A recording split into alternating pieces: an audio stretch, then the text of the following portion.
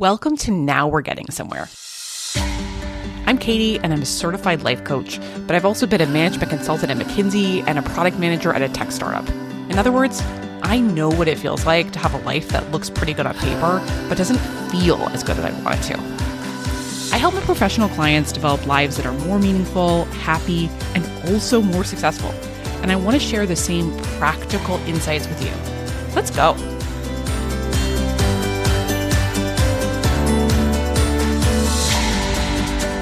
Hello, my friends. I hope that you have had absolutely beautiful 2026s so far. There has not been much 2026 so far, but I hope it's been energizing or hopeful or restful or connected or whatever you're wanting it to be. Or if you happen to be the parent of a school-aged child, perhaps about now as they go back to school, maybe that's what you've been looking forward to, in which case, welcome as well. Team, the new year is upon us. And if you know me and the new year, you know that I'm not really a New Year's resolutions person. That's not really my vibe. Honestly, the new year always seems to me like a moment that is probably uniquely calibrated to produce not that useful goals. Like you're just coming out of what is for many people a month of celebration and eating and moving less and working less. And I think it's too tempting almost to allow resolutions to kind of ping pong you to the other side of that spectrum in reaction, when honestly, we probably all would benefit from just allowing ourselves to softly return to the middle. So today, instead of all that, I want to offer you one thing that has been really top of mind for me personally as I enter the new year. It's a simple idea. It does not require a ton of willpower or a full tank of energy. And honestly, it's been helping me a lot lately. So here's what I'm going to do. I'm going to tell you a personal story about me and some coaching that I received recently and how I have been implementing it. I think there's a lesson in there for you too, if you want it. And then we will call it a day. So let's go. Okay, so I was getting coached lately. I actually have 3 coaches right now, which is a lot of coaches, even for me. But it's also kind of incredible because they're all really different modalities and working on different things. And I was talking to one of my coaches on this particular day about my energy. And those times when I kind of hit a breaking point and I revert to whatever that not great behavior is that I do to soothe myself and release kind of that building pressure and exhaustion. I think all of us do this. As a coach myself, I talk to a lot of clients about this in themselves. And for me, the behaviors that I do in those moments are screens and treats and screens. And the problem, as we all know with these things, is that the return on energy, the ROE, is not actually very good. They don't actually help us recover our energy that effectively. And then they can create all these other problems with health, with energy, with time, with productivity. So there's just not great solutions. We all know this. And there have been seasons of my life, sometimes quite long seasons, where my treats and my screens felt really dialed in, very intentional. Not that I didn't use them, but I felt like I really loved my reasons when I did them. But the past few years, as I've gone through really some of the hardest periods of my life, it's just felt like I would fall off the wagon of feeling really intentional and then get back on and fall off again. I just couldn't kind of stay where I wanted to be.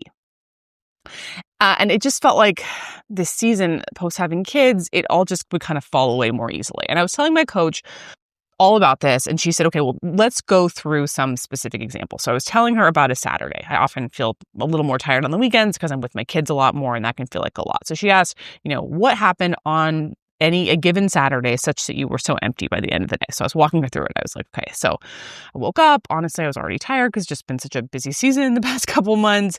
Then I had breakfast, and then I took my son to his soccer game, and I coached the game because I'm an assistant coach of his soccer team. Then I took him home. I took a shower. I got some lunch. I went to a friend's 1-year-old's birthday party, but because of the soccer timing, all of our mutual friends were kind of like leaving just as I got there, and my friend was understandably really busy running the party, so we couldn't really connect. So I just kind of had to make like small talk with a bunch of people I don't really know for 90 minutes, even though my battery was already really empty. And as a really aggressive introvert, small talk with people I don't know that well, it's not my favorite thing.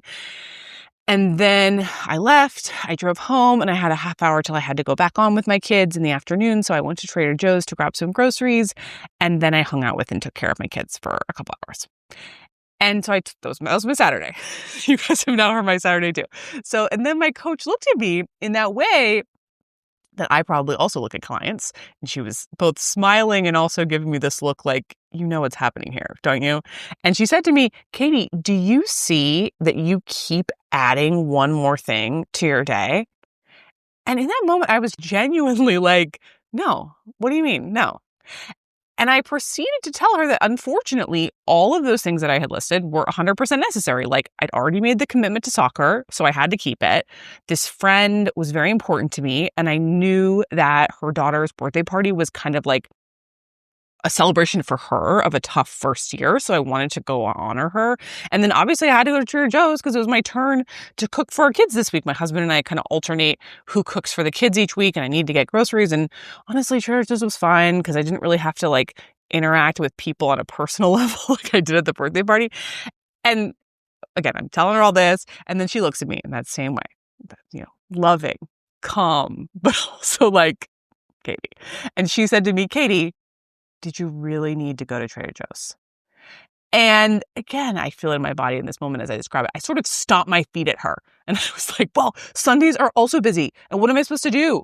And I was already kind of entering this story I have about this season in my life, which was, okay, I'm not perfect, right? Like, perhaps I shouldn't have committed to soccer in the fall. That I will say that was probably not the wisest use of my energy budget. But other than that, I'm pretty good at managing my energy budget. I just happen to have really high energy expenses in this season of life. There's not a lot of fat to trim. The fat is already trimmed.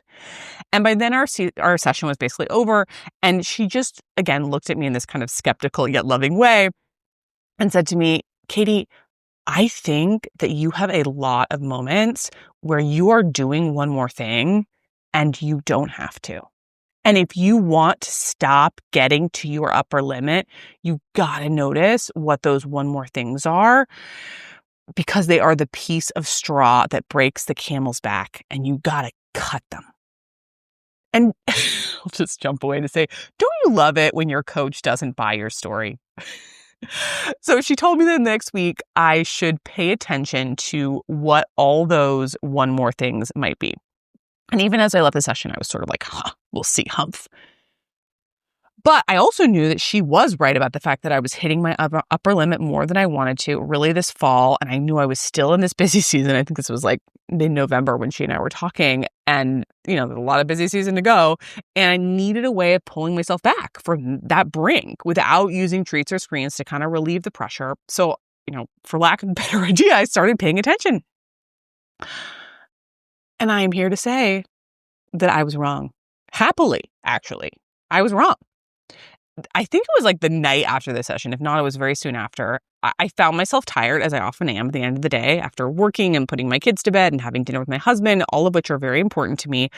Then I have like 60 to 90 golden minutes of downtime before my husband and I start brushing our teeth to go to bed. And in that moment, we finish dishes, finish dinner, all that kind of stuff. The first thing I do during that golden downtime is I go and I put on my frownies. This is so specific, but I love being specific. Brownies are, if you've never heard of them, these little like papers that they have adhesive on the back, and you put them on your forehead and they help to like minimize forehead wrinkles. It's kind of like a Botox alternative. This is going to be either something that you 100% know what I'm talking about, or you have no idea what I'm talking about. But regardless, it takes a couple of minutes to do this thing. I don't really like doing it, but also it takes 3 minutes, and I like my reasons for doing it and blah, blah, blah. I do it right after dinner because I unconsciously frown while I'm reading and I can't seem to stop myself from doing it. So it's like a good time to have them on, and then I wear them to bed and I take them off in the morning. And typically my thought about putting them on, as I said, is like, whatever, just go do it. It takes 3 minutes. But on that night, I was like, wait, this is a one more thing. This is a one more thing. Because did I have to do frownies tonight? No, I did not. Sure, I want to do frownies. Like, I like my reasons for doing frownies. I have my own vanity. I like the trade-offs I'm making with my frownies. But on this night, it was one more thing. And I needed to let that go. So I didn't do it. And then I did my 90 minutes of reading, and then it was teeth brushing time. And I have a bunch of steps in my oral care routine. I used to have honestly not amazing dental visits, but I have turned that around. And one of my steps is that I use a water pick or a water flosser. Again, I like my reasons for doing that. I do think it moved the needle for my dental visits, but also, it's not my favorite thing. Like, it gets a little messy. There's water everywhere. I have to fill it up, but then I have to dry the whole thing after. I mean, again, the whole thing takes like 4 minutes. It's not that hard, but that's the whole point that I'm making, because it wasn't that hard, but it was a one more thing. And as I said, I was kind of running on fumes in this time. So I was like, yeah, I'm not going to do it. I'm not going to do my water pick. And there were several more things like that in my evening. And then once I was like, oh, shoot, there's a lot of one more things, I started paying attention to my mornings, because my mornings were also a problem for me. Part of my personal context here is that in 3 out of the 5 weekday mornings, I get my kids up and I get them all the way to school by myself because my husband has a long commute for a new job. And this is another thing where I would typically say, like, it's fine. Yeah, it's a little harder than doing it with it's a little harder than it used to be when my husband could also participate, but also it's totally fine. But the other thing that is true is that often once I have my kids out the door and I start my kind of kid-free working part of the day, I found myself already a little exhausted. And I didn't like how I often started my day with that exhaustion. I'm a little more likely to check my email or do something kind of screeny. I'm a little bit less likely to choose a breakfast that probably really serves me. But like with that whole Trader Joe's thing, I was so convinced that there was no fat to trim. Like, in my mind, I am an efficient weekday morning mom, but I figured, per that coaching I received, I should just start looking. So I started saying about my mornings, like, okay, where's the one more thing? Because there's one more things everywhere. And team, I found a lot of one more things, like fruit. Fruit became a one more thing to me. This is so hilarious. Usually I give my kids some like whole grain toast and some fruit and some milk, and we like call it a day for breakfast. It's not perfect. It's good enough. But now, remember, I'm totally exhausted. I was like, you know what? Fruit in the morning, that's a one more thing. Cleaning a strawberry is a one more thing. Cutting a pear, a one more thing. It became toast and milk only. Also, with respect to my mornings, one of my sons has severe developmental delays, and the thing about having a kid in that situation, or at least my experience of it, is that everything begins to feel like an important development opportunity. So my son is learning how to wash his hands independently and get dressed independently and clear the table and load his things into the dishwasher independently. But the reality of that on the ground is that I am standing next to him being like, please use 2 hands to pull your pants up. No, please do not put your, both legs into the same pant leg. Please do not run to the couch with your plate. Please, put 2 hands on your plate and bring it flat to the dishwasher. And he can do a lot with that kind of like kind, calm, persistent redirection, but also it's quite a bit on me. It does take a lot of intention from me. So in this season of one more things, I was like, Katie, these are a lot of one more things. And I gave myself permission to let go. And in the next week and couple of weeks, I got undressed. And if I found that I was too exhausted and it felt easier on that particular morning, I got involved in a few key steps of, for example, the hand washing process. And every kid is different. Like, obviously, kids do go through phases where they want to do every single thing myself. But in general, my son did not care. He did not care. I did it for him. And on those mornings, that saved me some energy. I did not make every single moment must be a developmental opportunity into a one more thing. And I want to jump in here because that's sort of the end of my specific examples, to say that the goal was never to cut all of these things permanently. I actually do want to give my kids fruit for breakfast. I do want my son to have his developmental growth opportunities. I do want to use my water pick, and I do want to put on my frownies. I like my reasons for doing all of those things. The point here was more that I gave myself permission for as long as I needed to not do those things, because I could see that either I was going to release that pressure building up inside of me with screens or treats, or I was going to cut some of the freaking one more things. And, just to share a little bit how that played out, I think some of those came back within a couple of days, a few more within like maybe a week and a half.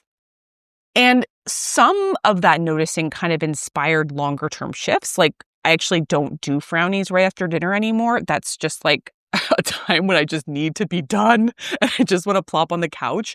But I now pick them up and I do them like during my oral care routine right before bed. Somehow that feels easier. It's probably not as perfectly optimal for wrinkle minimizing, but also that's okay. I'll take it. And now one of the most useful things about doing this exercise for myself was that I noticed that if I go through moments when I'm extra tired, like, for example, when we just got back from traveling for Thanksgiving, I have a whole list of things that I know how to cut. I just start cutting the one more things. A bunch of them I literally already know what they are. Like I just stop using the water pick, for example. And then other ones I'm still finding. But even just having that pre-made list is incredible. And I give you all of these personnel examples, which may seem trivial or obvious to you, to say that they were not obvious to me before I did them. And they did not feel trivial. Far from it. I really think they added up to a wildly different energetic experience in the month of December than I had anticipated. I will be even more explicit to say that I had a lot more energy in December than I expected. And I think it really was to a significant degree due to finding all of these one more things and then cutting them. I have, as a result, eaten fewer sweets. I have wasted less time on the internet. All of these things that I wanted to get better, they got better to a significant degree, I think because of finding these one more things. And if we're being honest, that is also why this podcast took a little more time than I intended to make its way to you. I actually had this topic for you at the beginning of December, and now it's the beginning of January, but it was just a one more thing. I was letting it go, as you can hear. So that's my offering to you for now or for whenever you notice that you're tired or closer to your breaking point or at your breaking point more often than you'd like to be. When you notice that these screens or treats or wine or gummies or whatever it is are sneaking in more often than you would like, look for the one more things. I bet they are everywhere. I bet you can find at least 10, probably 20. Find them. Let them go. Let them go until you feel okay to pick them up again without being at your breaking point or using those less than helpful things as crutches. That's my offering to you, my friends, as we start this year. As always, I'm rooting for you. If you really want to change in a meaningful, lasting way, that's when you need a life coach. Every client I've worked with has had incredibly personalized reasons why they're in the tired or anxious or stuck or uninspired state they're in. Working with me can help you identify those roadblocks, which are usually blind spots that you genuinely cannot see, and implement a profoundly customized, doable plan for overcoming them. I have a very small, high-end, one-on-one coaching practice. If you'd like to be my next client, reach out at katiesiever.com. I'd love to meet you.